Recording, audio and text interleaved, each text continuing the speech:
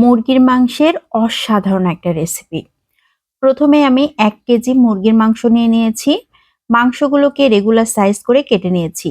পেঁয়াজ paste ১ table চামচ, রসুন পেস্ট ১ টেবিল চামচ, আদা পেস্ট আধা চা চামচ, শুকনা মরিচ পেস্ট ১.৫ চা চামচ, জিরা পেস্ট ১ টেবিল চামচ, এলাচ দারুচিনি একসাথে পেস্ট করে ১ চা চামচ, ধনিয়ার গুঁড়া ১ চা চামচ, তেজপাতা দিয়ে দিয়েছি কয়েকটা, লবণ দিয়ে দিয়েছি স্বাদ মতো, হলুদ গুঁড়ো ১ চা চামচ, শুকনা মরিচ ৪টা, কাঁচামরিচ দিয়ে দিয়েছি ৩টা, পেঁয়াজ কুচি দিয়ে দিচ্ছি আধা কাপ।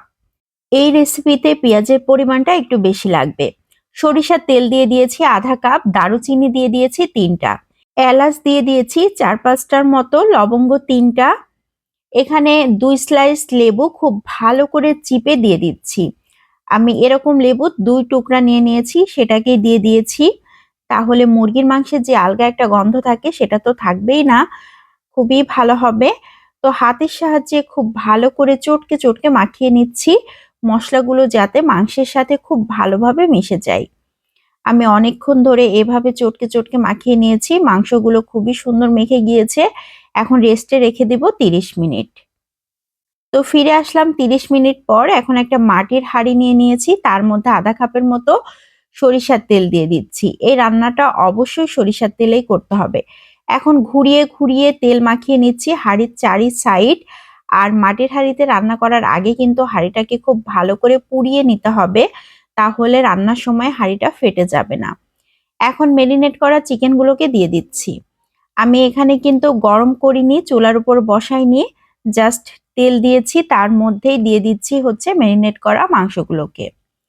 এখন পাতিলটা ধুয়ে সামান্য একটু পানি দিয়ে দিচ্ছি, খুব বেশি পানি লাগবে না, অল্প একটু পানি দিলেই হবে। গোটা রসুন দিয়ে দিচ্ছি ৮-৯টার মতো, মানে রসুন যে যেমন পছন্দ করেন সেভাবে দিবেন। আমাদের কাছে রসুন অনেক পছন্দ, এই জন্য আমি একটু বেশি ব্যবহার করেছি। চুই ঝাল দিয়ে দিয়েছি ১৫০ গ্রামের মতো। চুই ঝাল আর রসুন দেবার পর আমি হাতের সাহায্যে আবারও মাখিয়ে নিচ্ছি, যাতে চুই ঝাল আর রসুনের সাথে মশলাগুলো খুব ভালোভাবে মেখে যায়। এখন দিয়ে দিচ্ছি আটা, হাঁড়ির মুখে আটা লাগিয়ে ছিল করে দিতে হবে।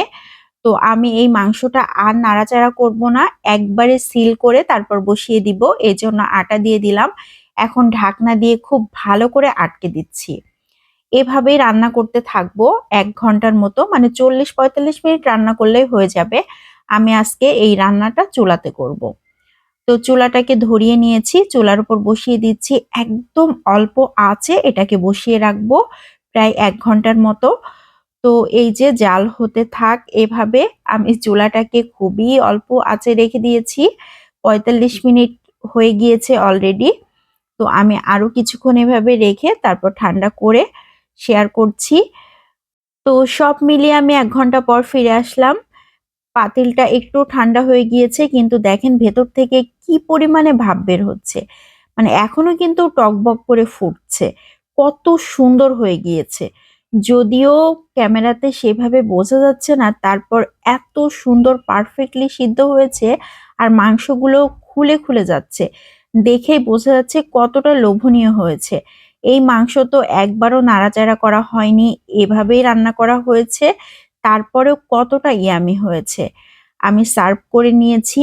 রসুনগুলো পারফেক্টলি সিদ্ধ হয়ে গিয়েছে, চুই ঝালগুলো সেম অবস্থা, মাংসগুলোও তাই।